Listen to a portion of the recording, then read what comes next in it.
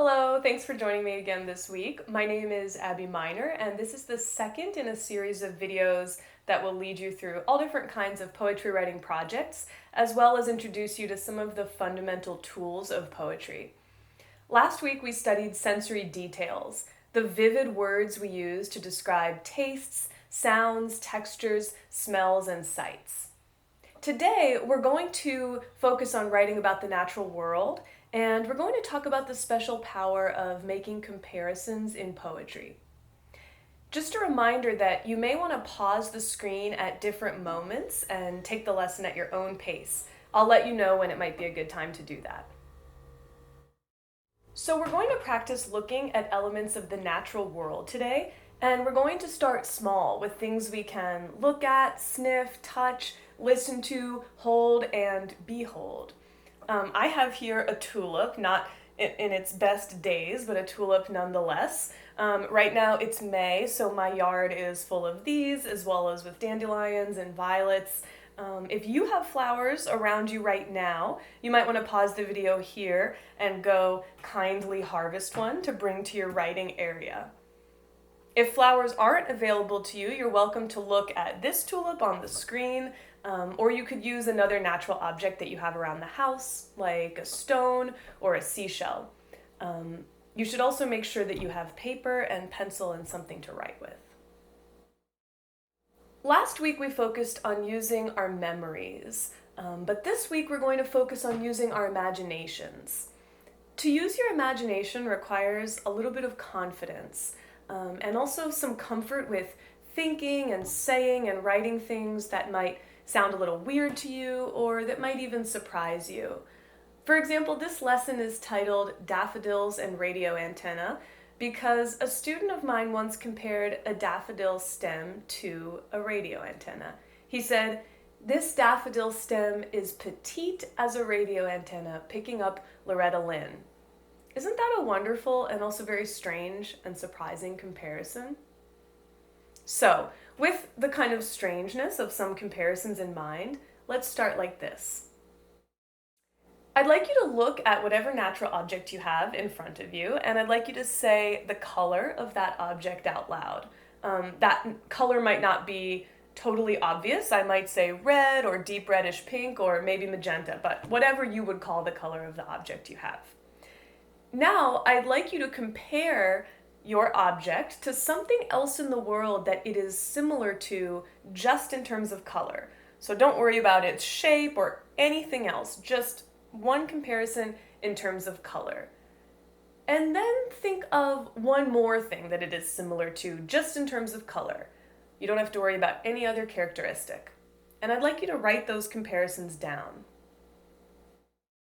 You could write, "The tulip is red like my favorite lipstick." Or, "This tulip is as dark pink as a pomegranate skin." Feel free to pause on this screen if you want to take some time and think and make a few more comparisons. And make sure to write all your comparisons down. So now that you've made some comparisons just in terms of color, I'd like you to do this very same thing, only this time think of something that your object is similar to just in terms of texture or what it feels like. Take some time to actually touch and hold your object and notice what it feels like. Close your eyes. What else in the world feels like this? Think of a couple of things and write those down. You might want to pause the video again and think for a few moments as you do. Okay, so what about comparing your object to something else in the world it's similar to just in terms of how it sounds? This one might be a little weird because chances are your natural object doesn't sound like a whole lot, but let's use our imaginations. What if I close my eyes and put this tulip to my ear? What do I hear? Maybe I hear quiet, so what else in the world is so quiet? One of my students said when we were doing the same activity with a daffodil, "This daffodil is as quiet as an operating room." Or maybe you do hear something when you put your ear to your object. So what do you hear? You might want to pause the screen here because I'd like you to spend some time now making comparisons in a few more ways. Comparing your object in terms of its texture, shape or size, smell, and how it makes you feel. Take as long as you want and come back when you're ready. Notice that question of how this natural object makes you feel is a little bit different from the others. But use your imagination. When you look at this object, and after you've thought about all of these other qualities of it, what is something else in the world that makes you feel this same way? So now you have quite a list of comparisons. Maybe in making your comparisons you use the word like. This tulip is like a piece of silk. Or maybe you use the word as. This tulip is quiet as an operating room. When we make comparisons, we often use the words like or as to link the things we're comparing. Like and as, even though they are tiny little words, are very powerful words. They are the glue that make our comparisons hang together.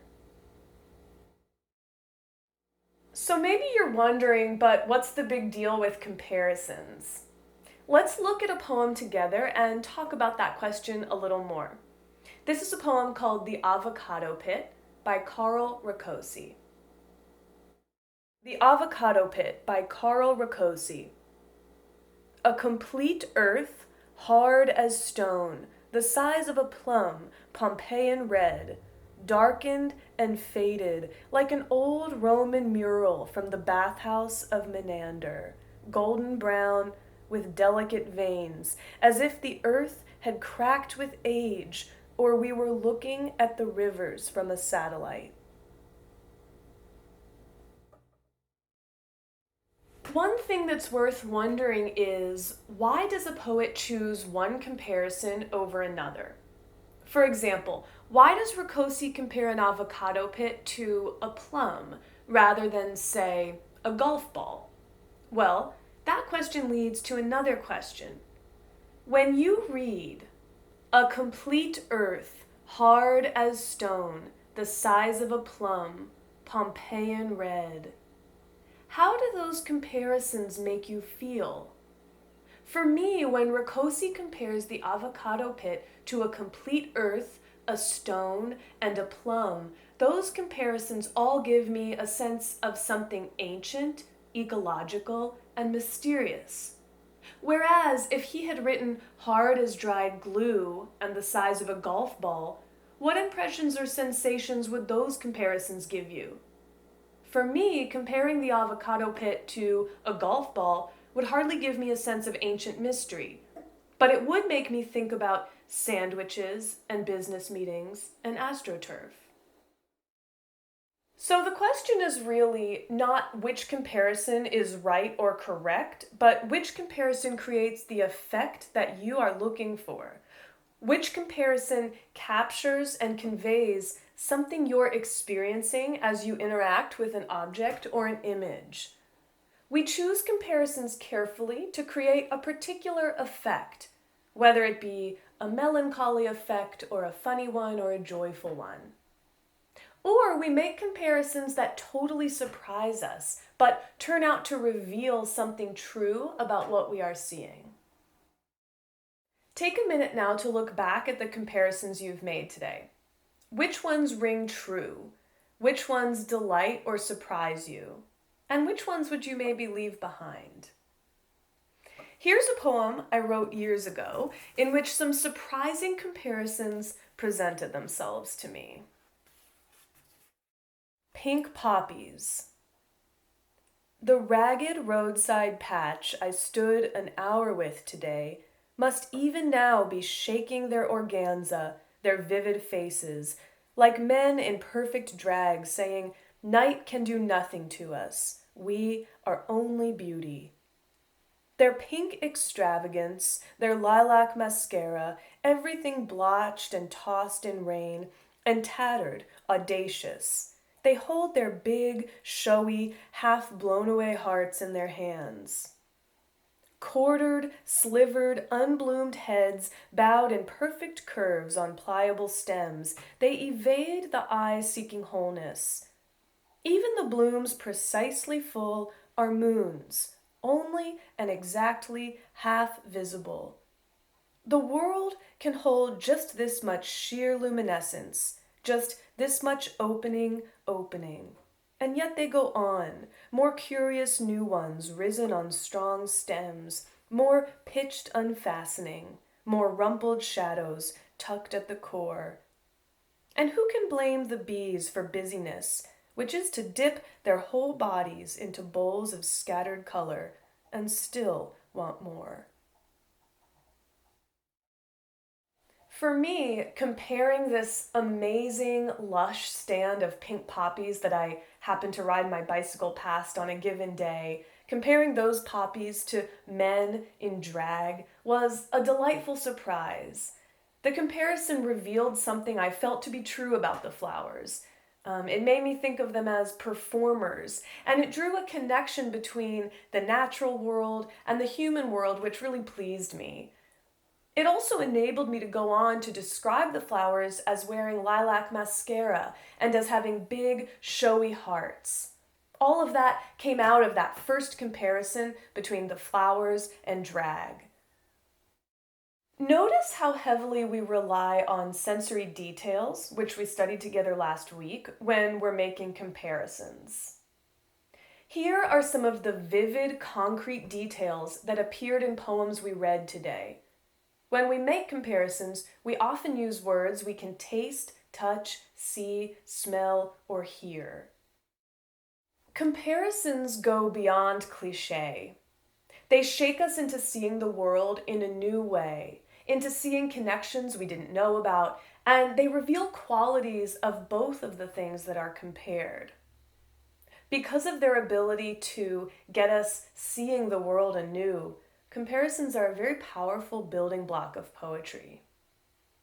Some comparisons are so familiar that they might not carry much power. So as you keep noticing and making comparisons, try to go beyond those that you've heard before, such as light as a feather or quiet as a mouse.